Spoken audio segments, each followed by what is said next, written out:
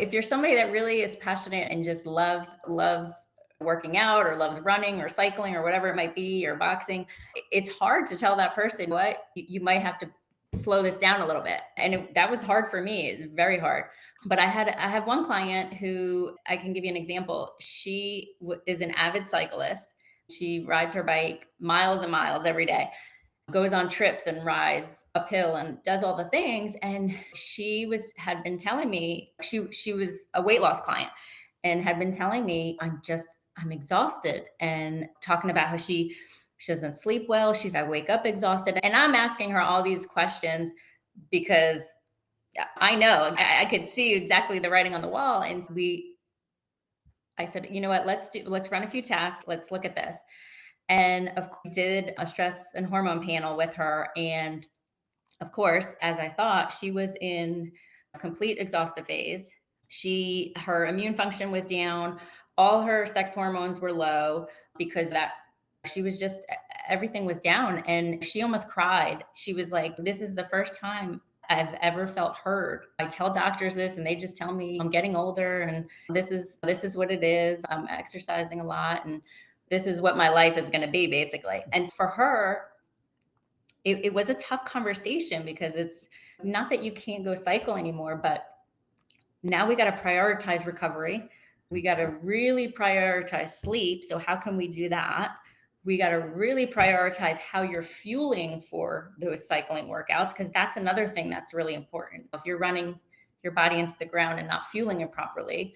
So there's a lot of different aspects that have to get addressed, and it doesn't happen overnight, but we've been working on that. And she's not healed at any point right now, but she's working on it.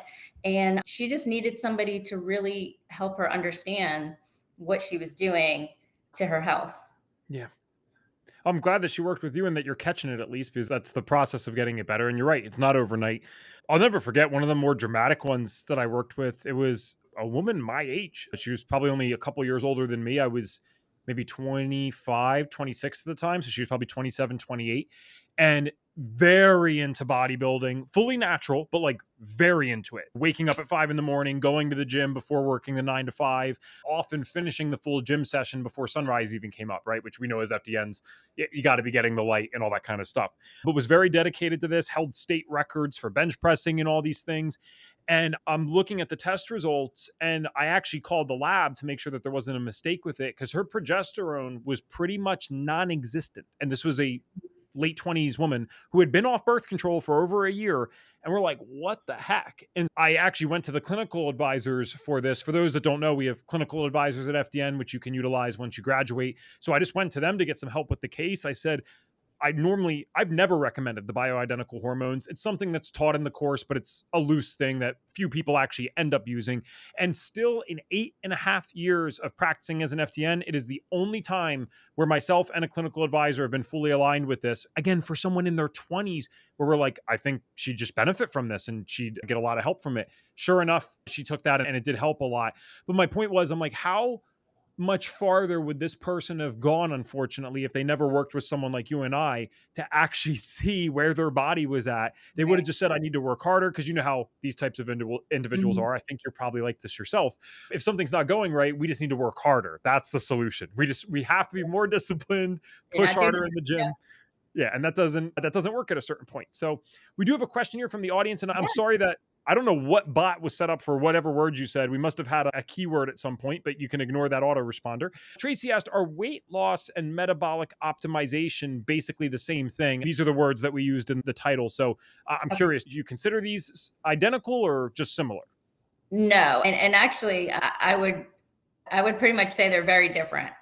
When you think about weight loss, you're looking at a number on a scale that is consists of three things: your water mass, your lean mass, which is your skeletal muscle mass, plus your bones, your organs, your blood, and then you've got your fat mass. And so a lot of times people say, I want to lose weight, but what they're really trying to say is, I want to lose fat, but they don't realize that. And weight loss is just taking that number down on the scale. That's what we're doing. Metabolic optimization is optimizing the way your body uses fuel. So how it creates and uses energy. So when you take in food and you utilize that energy.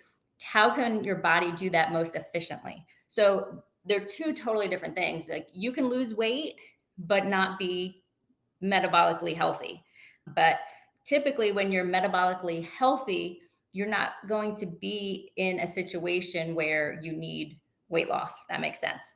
So I think that's something that I really have to talk about a lot with people because it is a big fallacy. People thinking, I just want to lose weight. And if they see the scale go down, they're excited. And it's like, no, the scale goes down because you're not retaining as much water today, or the Mhm. scale went down because you're paring down muscle because you're not taking in enough protein, you're not resistance training. Those are all things that are going to damage your metabolism in the long run. So that's not what you want to happen to optimize your metabolism. And that's the big thing I see with weight loss clients is they're constantly in that up and down because they damage the metabolism, go back Mhm. up. Damage the metabolism a little bit more, go back up. And it keeps going down and down. And then they get into this state where it's broken down and they're frustrated. And granted, they should be. I get it. They're upset. And it's a really hard concept. But once you get it and you can educate them on how to boost and make the metabolism better, if they're patient enough, it's like eye opening. Great point.